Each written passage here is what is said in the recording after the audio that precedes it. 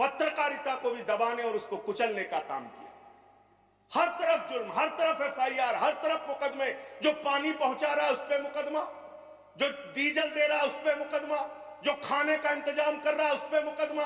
NIA लगा दो, CBI लगा दो, पुलिस लगा दो, जांच लगा दो। अरे वो आपके देश के नागरिक हैं।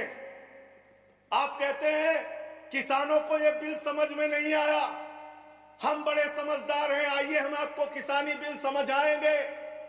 मान्यवर, इनकी समस्या ये नहीं कि किसानों को यह बिल समझ में नहीं आया, इनकी समस्या ये है कि किसानों को यह बिल समझ में आ गया है और अब ये तीनों काला कानून वापस चाहते हैं।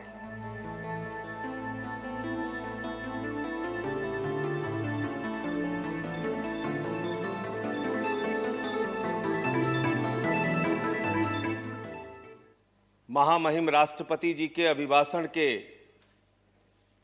विरोध में अपनी बात कहने के लिए खड़ा हुआ हूं और मैं दुष्यंत कुमार की चंद पंक्तियों से अपनी बात शुरू करना चाहता हूं कि हो गई है पीर पर्वत सी पिघलनी चाहिए, हो गई है पीर पर्वत सी पिघलनी चाहिए, इस हिमालय से कोई गंगा निकलनी चाहिए और सिर्फ हंगामा खड़ा करना मेरा मकसद नहीं, मेरी कोशिश है कि ये सूरत बदलनी चाहिए। आज मुल्क में जो हालात है किसान के मान्यवर, आज क्या हालत कर दी गई है इस देश में।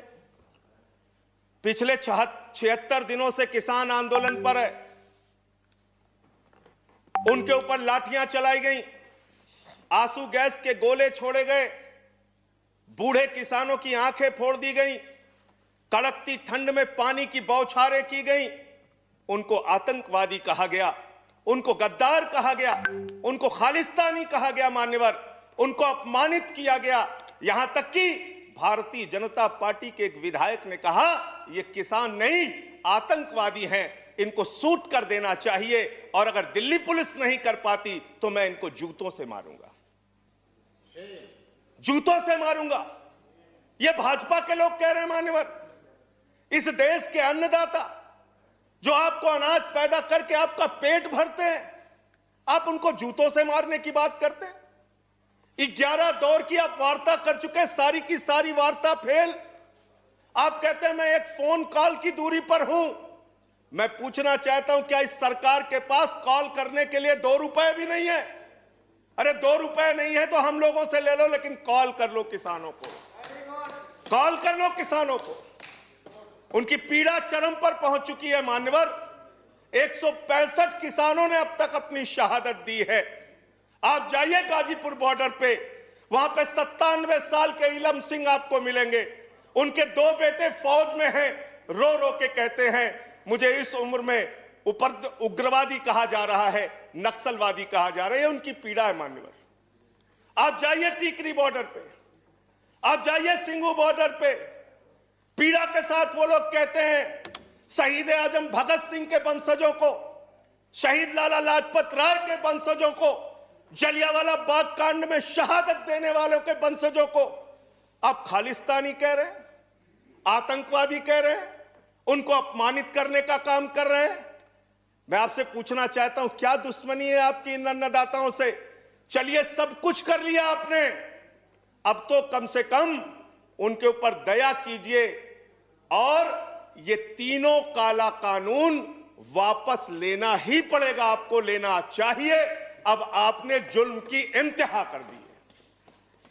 आप चले जाइए गाजीपुर बॉर्डर पे मान्यवर, कटीले तार, बड़े बड़े कीले गाड़ दी गई हैं, 12-12 इंच की कीले सड़कों पे गाड़ दी गई हैं। देखकर ऐसा लगता है कि दुश्मन देश की सेना आने वाली है। ऐसी स्थितियां दो परिस्थितियों में जन्म लेती हैं मान्यवर। जब देश का शासक अपनी जनता से डरने लगता है तो ऐसी सीमाएं बेड़ियां बनवाता है, या देश की जनता को शत्रु समझने लगता है तब ऐसी बेड़ियां लगवाता है। यह हो रहा है मान्यवर। आज इनके जुर्म के कारण हिंदुस्तान के महान किसान नेता बाबा महेंद्र सिंह टिकैत के बेटे राकेश टिकैत को रोना पड़ा और यह कहना पड़ा कि भाजपा के लोग घेर कर हमें लाठियों से पीटना चाहते हैं। ये आप करा रहे हैं, ये आप करा रहे हैं। आप डेमोक्रेसी की बात यहां पर करते हैं, आप आजादी की बात यहां पर करते हैं। आपने इस देश की हालत यह बना रखी है कि राजदीप सरदेसाई जैसे वरिष्ठ पत्रकार के ऊपर आपने मुकदमे दर्ज करके पत्रकारिता को भी दबाने और उसको कुचलने का काम किया। हर तरफ जुल्म, हर तरफ एफआईआर, हर तरफ मुकदमे। जो पानी पहुंचा रहा है उस पर मुकदमा, जो डीजल दे रहा है उस पर मुकदमा, जो खाने का इंतजाम कर रहा है उस पर मुकदमा। एनआईए लगा दो, सीबीआई लगा दो, पुलिस लगा दो, जांच लगा दो। अरे वो आपके देश के नागरिक हैं। आप कहते हैं किसानों को यह बिल समझ में नहीं आया, हम बड़े समझदार हैं, आइए हम आपको किसानी बिल समझाएंगे। मान्यवर, इनकी समस्या यह नहीं कि किसानों को यह बिल समझ में नहीं आया, इनकी समस्या यह है कि किसानों को यह बिल समझ में आ गया है और अब ये तीनों काला कानून वापस चाहते हैं किसान। आप बड़े अक्लमंद समझते हैं अपने आप को। अरे किसान को इतना मूर्ख मत समझिए भाजपा के लोगों। वो बिगड़ैल बहल की नाक में नकेल डालते हैं, आपकी सरकार के नाक में भी नकेल डाल देंगे, चिंता मत कीजिए। मैं यहां सुन रहा था मान्यवर, मुझे बड़ा आश्चर्य हुआ। सारी की सारी भारतीय जनता पार्टी की सांसद जितने भी नेता बोल रहे थे, कह रहे हैं कांग्रेस पार्टी ने 2019 के घोषणा पत्र में इसको लिखा था। यह बिल तो कांग्रेस पास करना चाहती थी। जीएसटी की बात करो, यह बिल तो कांग्रेस करना चाहती थी, हम इसलिए इसको कर रहे हैं। लेकिन वो सांसद ये बताना भूल गए कि जब यह बिल कांग्रेस लेकर आई थी तो उस समय स्वर्गीय अरुण जेटली जी ने और स्वर्गीय सुषमा स्वराज जी ने उस समय बिल का विरोध किया था। और कांग्रेस ने अगर 19 के घोषणा पत्र में इस बिल को शामिल किया था तो उनको तो 55 पे पहुंचा दिया, आपने तो लागू कर दिया। आपको 5 पे पहुंचा देगी इस देश की जनता, 5 पे पहुंचा देगी। इसलिए अगर आप कांग्रेस के सपनों को पूरा करने के लिए आए हैं तो जनता को भ्रमित मत कीजिए। अपनी पार्टी का नाम बदलकर भारतीय जनता पार्टी से कांग्रेस पार्टी कर लीजिए। कांग्रेस ए हो जाए, कांग्रेस बी हो जाए, जनता प्रचार करे। आप लोग समझें आप क्या कहना चाहते हैं, जनता तय कर लेगी। मान्यवर, इस बिल में क्या क्या लिखा है वो बातें आपको बता के और थोड़ी बातें कह के अपनी बात खत्म करूंगा। असीमित भंडारण की छूट दी गई है इन बिलों में, और वो क्यों दी गई है? 2 साल से अडानी का 100 एकड़ जमीन का लैंड यूज चेंज करने की एप्लीकेशन हरियाणा सरकार के पास पेंडिंग थी। लेकिन 7 मई को जब पूरे देश में लॉकडाउन लगा था, उस समय उस लैंड यूज को चेंज करके 100 एकड़ जमीन पर अडानी को भंडारण कोल्ड स्टोरेज बनाने की छूट दी गई और 5 जून को ऑर्डिनेंस के जरिए असीमित भंडारण और कोल्ड स्टोरेज बनाने की छूट दी गई। तो ये बिल किसानों के लिए नहीं लाया गया, अपने 4 पूंजीपति मित्रों के लिए ये सरकार ये काला कानून लेकर आई है।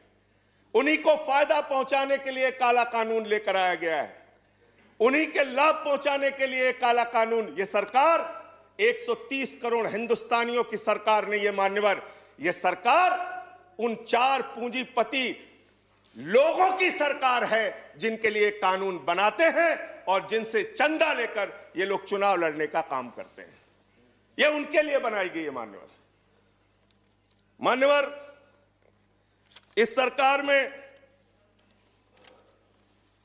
कहा गया दिल्ली के मुख्यमंत्री के बारे में कि किसानों का साथ दे रहे हैं, किसानों का साथ दे रहे हैं। मैं पूरी जिम्मेदारी के साथ कहना चाहता हूं सदन के अंदर, दिल्ली के मुख्यमंत्री अरविंद केजरीवाल, आम आदमी पार्टी किसानों का साथ दे रही थी, देती रहेगी। और आपने हमसे 9 स्टेडियम मांगा जेल बनाने के लिए, केजरीवाल जी ने इनकार किया। हम वहां पानी का इंतजाम कर रहे हैं, आप पानी का इंतजाम रोक रहे हैं। हम वहां शौचालय का इंतजाम कर रहे हैं, आप वहां शौचालय का इंतजाम रोक रहे हैं। आप वहां पर लोगों को पानी, खाना, शौचालय इस तक पर प्रतिबंध लगाना चाहते हैं। इंटरनेट, वो दुश्मन देश के नागरिक है क्या? उनके साथ इस तरह का व्यवहार आप कर रहे हैं। एक माहौल बनाया गया 26 जनवरी को, लाल किले पे हमला, लाल किले पे हमला। 7 रूट पे किसान ट्रैक्टर रैली लेके निकला मान्यवर, तिरंगा रैली लेके निकला, और 7 रूट पर कहीं किसान ने कोई उपद्रव नहीं किया, कोई हिंसा नहीं की। जो लाल किले पे लोग आए थे वो भारतीय जनता पार्टी के लोग थे, जिन्होंने लाल किले पे हमला किया, जिन्होंने लाल किले पर तिरंगे का अपमान किया। और वो दीप सिद्धू जो भाजपा का नेता है, उसकी फोटो प्रधानमंत्री के साथ है, देश के गृह मंत्री के साथ है। भारतीय जनता पार्टी को इसका जवाब देना चाहिए कि भाजपा के नेताओं ने लाल किले का अपमान क्यों किया, तिरंगे का अपमान क्यों किया। मैं ये कहना चाहता हूं मान्यवर, आज वो दीप सिद्धू संजय जी कंक्लूड कीजिए। सर सबको समय मिला, मुझे भी थोड़ा समय दीजिए। I have given sufficient time. सबको समय दिया, मुझे भी समय दीजिए। नो 10 मिनट देंगे सर। 10 मिनट दिया मैं।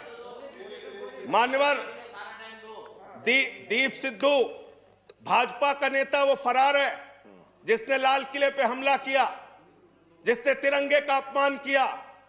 अपनी घिनौनी राजनीति के चक्कर में ये लोग कहां तक जा सकते हैं, इसका सच है ये जो सामने आया है।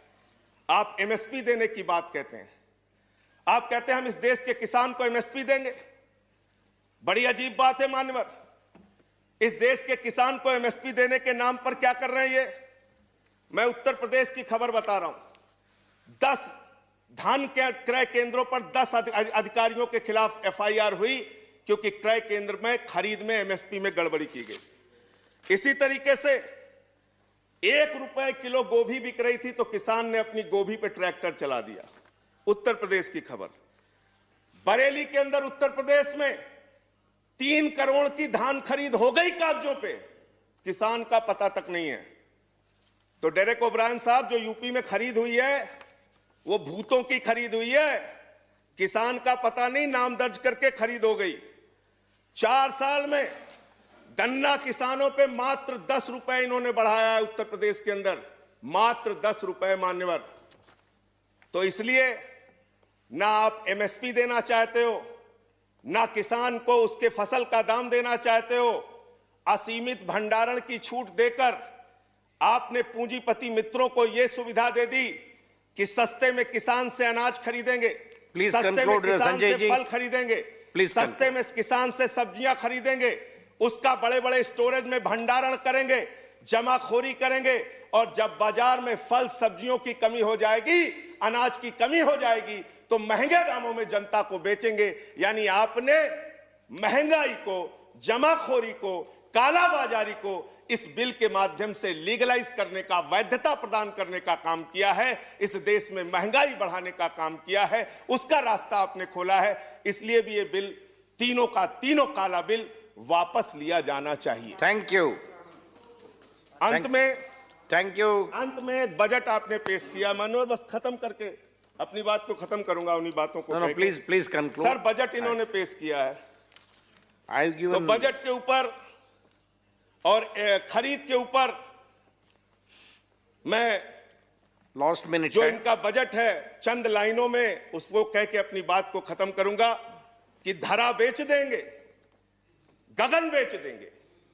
धरा बेच देंगे, गगन बेच देंगे, कली बेच देंगे, चमन बेच देंगे।